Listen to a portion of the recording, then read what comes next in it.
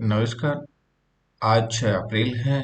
Discuss करेंगे detail से current affair के मोस्ट इम्पोर्टेंट क्वेश्चंस और जानेंगे जो भी क्वेश्चन, साथ में जानेंगे इतिहास में आज के दिन की मुख्य घटनाओं के बारे में जो एग्जाम के प्रोस्पेक्ट से इम्पोर्टेंट।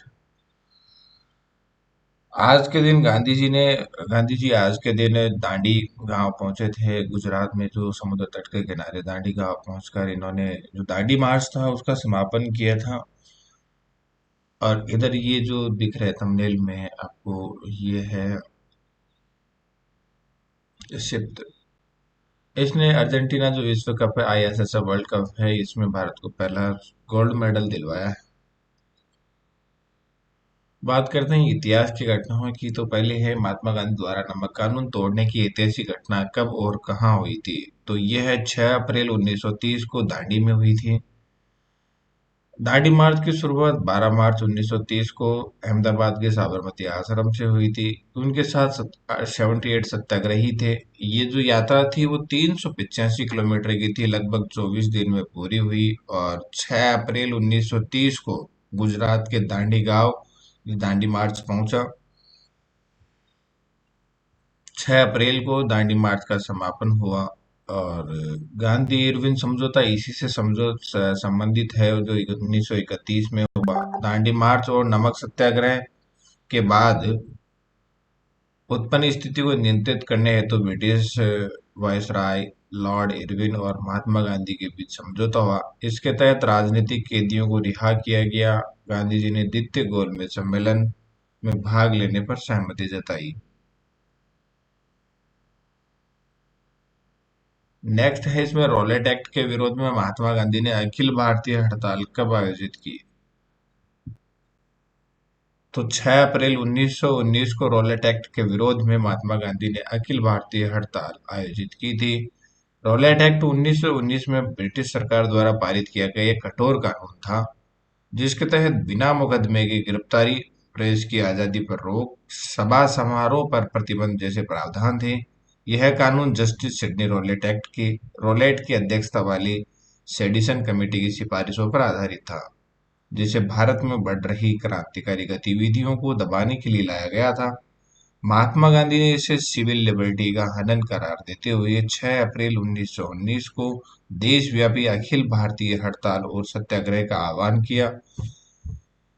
इस दिन पूरे देश को व्यापार बंद, प्रार्थना सभाएं और शांतिपूर्ण जुलूस निकाले गए, जिससे यह भारत का पहला मास सिविल नाफरमानी आंदोलन बन गया। इस आंदोलन की लहर ने 13 अप्रैल 1919 को जलियांवाला बाग हत्याकांड की पृष्ठभूमि तैयार की और भारतीयों को ब्रिटिश शासन की दमनकारी नीति का वास्तविक चेहरा दिखाया।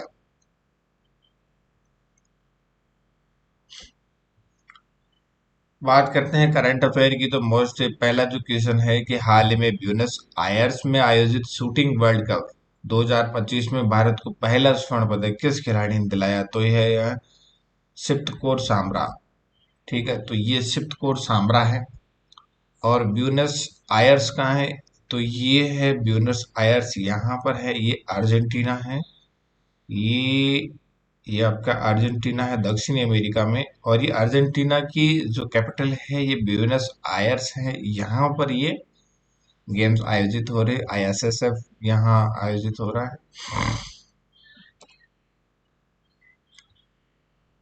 इसका जो आयोजन है ये 1 अप्रैल से 11 अप्रैल 2025 तक अर्जेंटीना की राजधानी ब्यूनस आयर्स में आयोजित हो रहे हैं। महिलाओं की जो 50 meter rifle three position event में पहला स्वर्ण पदक भारत को जो दिलाया है वो है शिफ्ट कौर कार सामरा।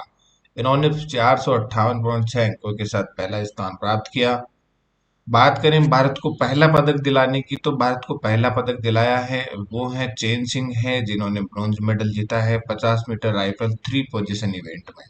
यानी जो महिलाओं के राइफल थ्री पोजीशन इवेंट में शिफ्ट कौर ने स्वर्ण पदक दिलाया है, वहीं पुरुषों की 50 मीटर राइफल थ्री पोजीशन में भारत को पहला जो मेडल दिलाया है वो चेन सिंह ने है, ये ब्रॉन्ज मेडल दिलाया। और फाइनल में जो इन्होंने अंक प्राप्त किए चेन सिंह ने वो है 443.7 अंक। तो भारत को पहला स्वर्ण पदक किसने दिलाया, शिफ्ट कोर साम्रान है, कितने अंकों के साथ? 4.458.6 अंकों के साथ। किस किस स्पर्धा में दिलाया? तो महिलाओं की 50 मीटर राइफल 3 पोजीशन इवेंट में। अब बात करें भारत को पहला पदक दिलाने की, तो भारत को पहला पदक दिलाया चेन सिंह ने, जो है ब्रॉन्ज मेडल। कौन सी स्पर्धा है? पुरुषों की 50 मीटर राइफल 3 पोजीशन। बात करें इवेंट में, तो हंगरी के इस्टवान पोनी ने, इस इवेंट में हंगरी के इस्टवान पेनी ने 461 अंकों के साथ स्वर्ण और चीन के तियान जियामिंग ने 458.8 अंकों के साथ रजत पदक जीता है। मनु भाकर ने महिलाओं की 50 मीटर पिस्टल प्रीसियन राउंड में 291 अंक हासिल किए और वह चौथे स्थान पर रही। तो ये शिफ्ट कौर है, और ये आपके चैन सिंह हैं, जिन्होंने भारत को पहला पदक दिलाया, ब्रोंज मेडल, और इन्होंने भारत को स्वर्ण पदक दिलाया है। नेक्स्ट है नीरज चोपड़ा के नाम पर आयोजित Neeraj Chopra classic javelin tournament का पहला संस्करण कब और कहाँ आयोजित होगा? तो यह है 24 मई को पंचकुला में आयोजित होगा, जो हरियाणा में है। नीरज चोपड़ा के नाम पर आयोजित Neeraj Chopra classic javelin tournament का पहला संस्करण 24 मई 2025 को हरियाणा के पंचकुला स्थित ताऊ देई लाल स्टेडियम में आयोजित किया जाएगा। इसकी पुष्टि एथलेटिक्स द्वारा की गई है। यह प्रतियोगिता world athletics category gold category में शामिल है, और इसमें भाग लेने वाले खिलाड़ी वर्ल्ड चैंपियनशिप के लिए क्वालिफाई कर सकेंगे। इस टूर्नामेंट में दुनिया इस टूर्नामेंट में दुनिया के शीर्ष जेवलिन थ्रोवर के भाग लेने की उम्मीद है, जिससे यह प्रतियोगिता और भी खास बन जाती है। यानी नीरज चोपड़ा के नाम पर यह आयोजित होगी, नीरज चोपड़ा क्लासिक। ये जो जेवलिन टूर्नामेंट है, ये नीरज चोपड़ा है जो जेवलिन थ्रोवर है।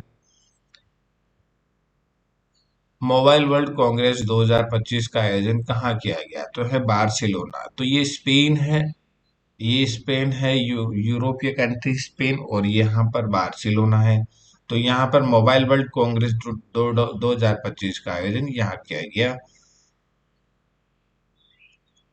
जानते हैं मोबाइल वर्ल्ड कांग्रेस क्या है? तो WMC मोबाइल वर्ल्ड कांग्रेस 2025 का आयोजन 3 से 6 मार्च 2025 तक बार्सिलोना स्पेस के फायरा ग्रान विया सम्मेलन केंद्र में हुआ।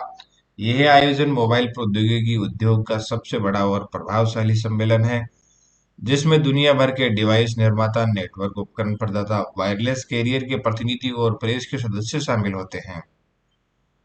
MWC 2025 का मुख्य विषय कवरेज, कनेक्ट और क्रिएट था। MWC का मुख्य विषय क्या था? कवरेज, कनेक्ट और क्रिएट था, जो उद्योग के खिलाड़ियों को एक मंच पर लाकर भविष्य को आकार देने की क्षमता दर्शाता है। नेक्स्ट क्वेश्चन है, नोबेल शांति पुरस्कार विजेता कैलाश सत्यार्थी की आत्मकथा का क्या नाम है? तो जो नोबेल शांति पुरस्कार प्राप्त करने वाले कैलाश सत्यार्थी हैं, उनकी आत्मकथा का नाम है दिया सलाई। कांग्रेस कैलाश सत्यार्थी ने अपनी आत्मकथा दिया सलाई का विमोचन 30 जनवरी 2025 को जयपुर साहित्य महोत्सव में किया। दिया सलाई के शीर्षक की बात करें तो उनके व्यक्तित्व के अनुभवों से प्रेरित है। बचपन में उनके घर में बिजली नहीं थी और वे लालटेन की रोशनी में अध्ययन करते थे। एक छोटी सी दिया सलाई यानी माचिस की तिल्ली अंधकार को प्रकाश में बदल सकती है, लेकिन इसके लिए उसे स्वयं जलना पड़ता है। यह प्रतीकात्मकता उनके जीवन के उस दर्शन को दर्शाती है जिसमें परिवर्तन लाने के लिए स्वयं के बलिदान की आवश्यकता होती है।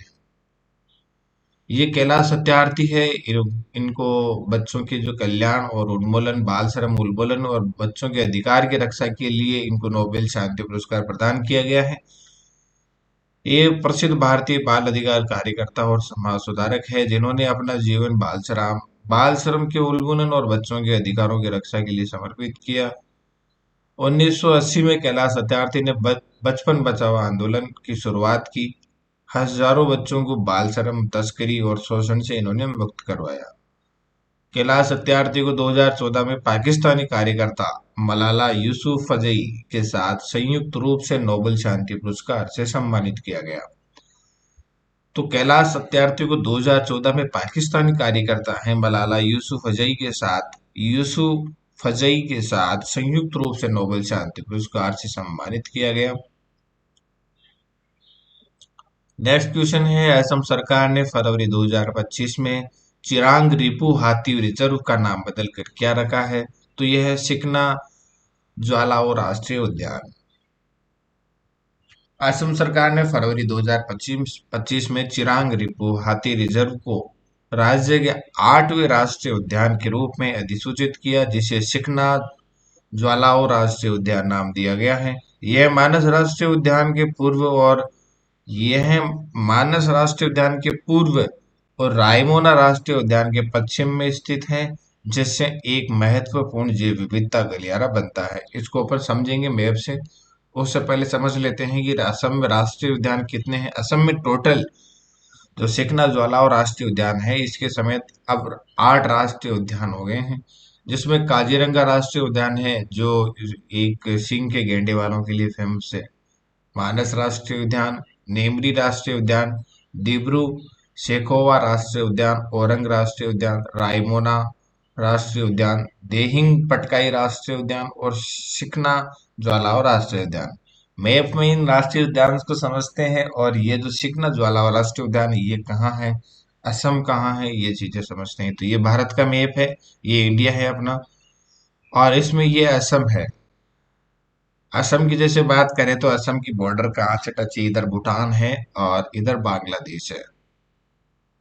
और ये जो अपने आंतरिक देश हैं, आंतरिक सीमाओं से टच है, इसमें अरुणाचल प्रदेश से नागालैंड, म्यांमार, मिजोरम और मेघालय और त्रिपुरा, इन सब से इनकी इसके असम के बॉर्डर टच है। तो ये असम असम हो गया। अब बात करते हैं इसकी सिकना ज्वालाओ राष्ट्रीय उद्यान की। तो ये कहाँ पर है? ये रायमोना, इधर ये रायमोना राष्ट्रीय उद्यान है ये, और मानस राष्ट्रीय उद्यान है। तो ये जो दो जिले हैं यहाँ, ये इस तरीके से ये ज्वालाओ सिको ये बनाया गया है।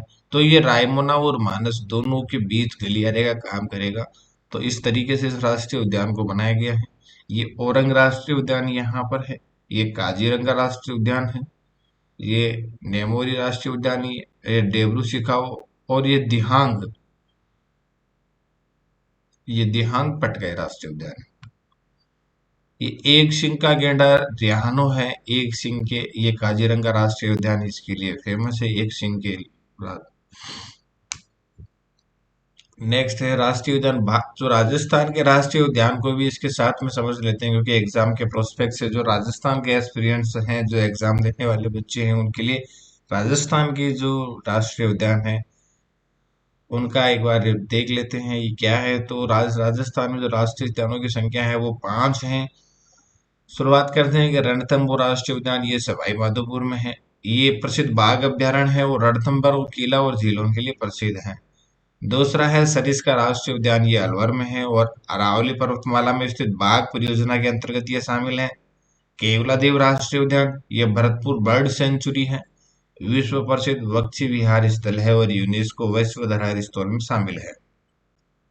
डेजर्ट नेशनल पार्क, ये जैसलमेर और बाड़मेर जिलों में फैला हुआ है, थार मरुस्थल में स्थित है और ग्रेट इंडियन बस्टर्ड के लिए ये प्रसिद्ध है। पांचवा है मुकुंदरा हिल्स टाइगर रिजर्व या मुकुंदरा हिल्स राष्ट्रीय उद्यान, यह कोटा, बूंदी, झालावाड़ और चित्तौड़, कोटा, बूंदी, झालावाड़, कोटा, बूंदी और झालावाड़, कोटा, बूंदी, झालावाड़ और चित्तौड़, कोटा, बूंदी, झालावाड़ और चित्तौड़, 4 जिलों में यह फैला हुआ है। ये बाघ पुनर्वास परियोजना के लिए प्रस्तावित पार्क है, यह हाल ही में नया बनाया गया है। नेक्स्ट है नए क्रेडिट असेसमेंट मॉडल का उद्देश्य किसके लिए ऋण मूल्यांकन को आसान बनाना है? तो एमएसएमई जो उद्योग है, सूक्ष्म लघु एवं मध्य उद्योगों के लिए ऋण मूल्यांकन को आसान बनाया गया है, और इसको आसान बनाने के लिए नए क्रेडिट असेसमेंट मॉडल का लॉन्च किया गया है। तो वित्त मंत्री निर्मला सीतारमण, सॉरी, केंद्रीय वित्त मंत्री निर्मला सीतारमण और वित्त राज्य मंत्री पंकज चौधरी ने 6 मार्च 2025 को विशाखापट्टनम में एक पोस्ट बजट बातचीत के दौरान सूक्ष्म लघु मध्यम और यानी एमएसएमई के डिजिटल फुटप्रिंट स्कोरिंग पर आधारित नया क्रेडिट असेसमेंट मॉडल लॉन्च किया है। तो ये जो नया क्रेडिट असेसमेंट है, ये किस पर आधारित है? डिजिटल फुटप्रिंट स्कोरिंग पर आधारित है। नया क्रेडिट असेसमेंट का मतलब है, जैसे आप क्रेडिट कार्ड यूज करते हैं तो इसका जो असेसमेंट होता है, उसकी स्कोरिंग होती है कि आपका वैल्यूएशन कितना है, आपको लोन कितना मिल सकता है। ये आपका जो डिजिटल जो भी गतिविधि होती है, डिजिटल जैसे किसी उद्योग की डिजिटल गतिविधि है, तो उसी के आधार पर उसका क्रेडिट असेसमेंट किया जाता है कि कंपनी कितना लोन ले सकती है, कितने लोन के लिए एलिजिबल है। ये एक डिजिटल फुटप्रिंट स्कोरिंग इसके आधार पर किया जाता है, इस मॉडल के आधार पर। ये मॉडल एमएसएमई की डिजिटल गतिविधियों के आधार पर उनकी ऋण क्षमता का आकलन करने में मदद करता है। यानी कोई भी जो उद्योग है एमएसएमई, जिसमें सूक्ष्म लघु और मध्यम कोई भी उद्योग है, वो जो भी डिजिटल गतिविधियां करता है, तो उस डिजिटल गतिविधियों के आधार पर उसके जो क्रेडिट स्कोर का मूल्यांकन किया जाता है और ये तय किया जाता है कि उसको कितना ऋण मिलना चाहिए। और इस मॉडल में उसको ऑनलाइन आवेदन करने के लिए और कहीं से भी इस मॉडल में जो ऋण लेने वाला जो व्यक्ति है या फर्म, ये है उद्योग उद्योग या क्या बोलते हैं, उद्योगपति है या उद्योग करने वाला है, वो कहीं से भी ऑनलाइन आवेदन कर सकता है। इसमें पेपर वर्क की इतनी फॉर्मेलिटीज नहीं है, पेपर वर्क नहीं करना पड़ेगा। बात करते हैं तो डिजिटल डेटा का उपयोग इस मॉडल में एमएसएमईज के डिजिटल फुटप्रिंट्स जैसे पेन सत्यापन, मोबाइल और ईमेल सत्यापन, जीएसटी डेटा, बैंक स्टेटमेंट, आयकर रिटर्न और क्रेडिट ब्यूरो से प्राप्त जानकारी का उपयोग करता है। स्वचालित लोन प्रोसेसिंग उपलब्ध डेटा के आधार पर यह मॉडल स्वचालित रूप से लोन आवेदन की प्रक्रिया करता है, जिससे निर्णय लेने में तेजी आती है। यानी इसमें जो मैनुअल सिस्टम था, वो मैनुअल सिस्टम एक तरीके से खत्म हो गया। लोगों की जो परेशानी थी, ब्रांच में जाना, लोन के लिए आवेदन करना, कितना लोन होगा, लोगों के सामने ब्रांच में जाकर उनको मैनेज करना। और एक इसमें बिल्कुल एक ट्रांसपेरेंसी आ गई कि हाँ, आप एलिजिबल हो डिजिटल स्कोरिंग के आधार पर, फुटप्रिंट स्कोरिंग के आधार पर। आप जितने ऋण के लिए आप एलिजिबल हो, आपको उतने जो लोन है वो आपको स्वचालित रूप से लोन की प्रक्रिया जो है वो आवेदन हो जाएगी ऑनलाइन। और उसके बाद भी इसमें जो स्कोरिंग है वो सब कुछ ऑनलाइन है, ट्रांसपेरेंसी है, इसमें किसी तरीके की कोई दिक्कत नहीं आएगी। तो ये नया क्रेडिट असेसमेंट मॉडल है, ये एमएसएमई के लिए लॉन्च किया गया है। ये 6 मार्च 2025 को विशाखापट्टनम में एक पोस्ट बजट बातचीत के दौरान केंद्रीय वित्त मंत्री निर्मला सीतारमण और वित्त राज्य मंत्री पंकज चौधरी के द्वारा किया गया।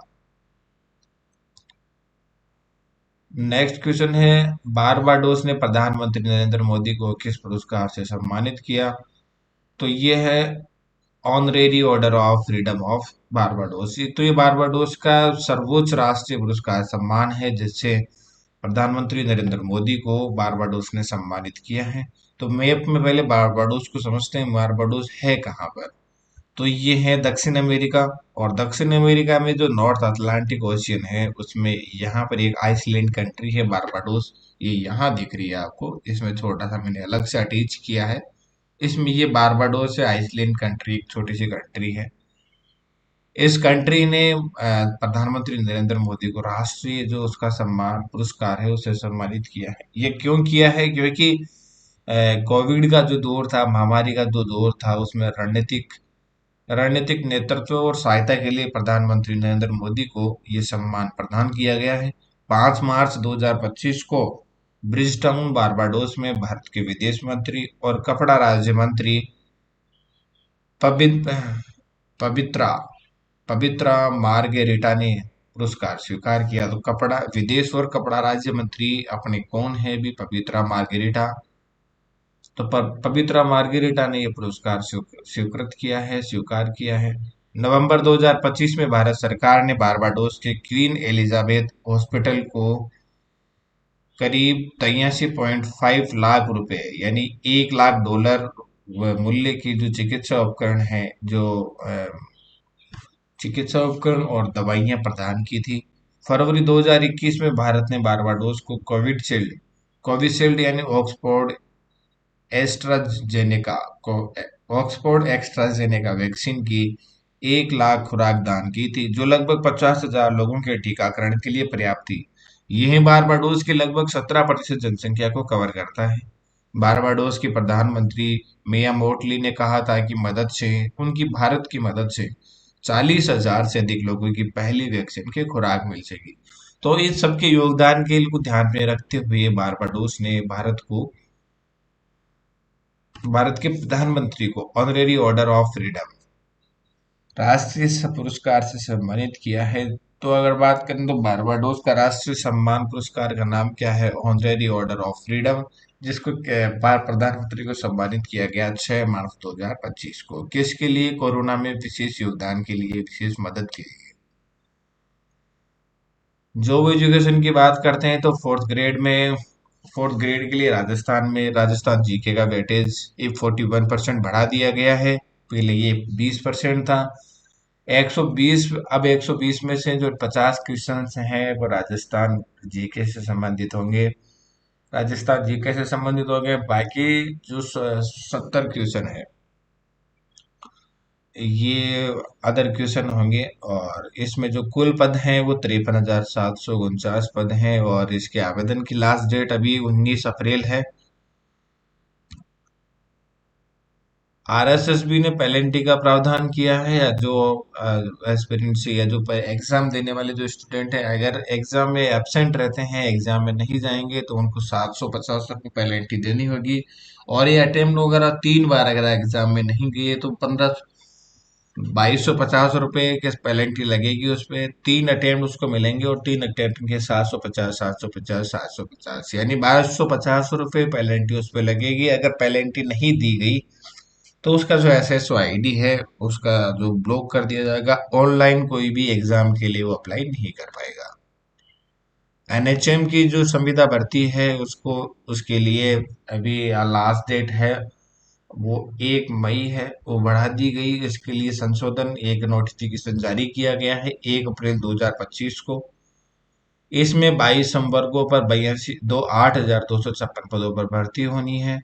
असिस्टेंट इंजीनियर के 1,057 पदों पर भर्ती है। एज लिमिट 40 साल है। आवेदन करने की लास्ट डेट इसमें 12 सितंबर है। आरपीएससी द्वारा उप कमांडेंट के 4 पदों पर भर्ती निकाली हुई है। पूर्व आर्मी का कैप्टन इसमें अप्लाई कर सकते हैं। आवेदन की लास्ट डेट 22 अप्रैल है। 2 वर्षीय बीएड कोर्स करने वालों के लिए पीटीटी एग्जाम के आवेदन की जो लास्ट डेट है वो 7 अप्रैल है। और इसके जो एग्जाम है वो 15 जून को होंगे। तो ये हैं आज के मोस्ट इम्पोर्टेंट। तो अपने डिटेल से डिस्कस किए आज के मोस्ट इम्पोर्टेंट करंट अफेयर के क्वेश्चन, साथ में जाने इतिहास में आज की जिनके घटनाओं की जो एग्जाम के प्रोस्पेक्ट से इम्पोर्टेंट है। और साथ में देखा जॉब एजुकेशन के बारे में। तो आपको कंटेंट कैसा लगा आप हमें कमेंट बॉक्स में बता सकते हैं। साथ में अगर कंटेंट आपको अच्छा लगा है तो आप चैनल को सब्सक्राइब करें, लाइक करें, कमेंट करें, और नेक्स्ट अपडेट के लिए बेल आइकन को जरूर प्रेस करें। Thank you.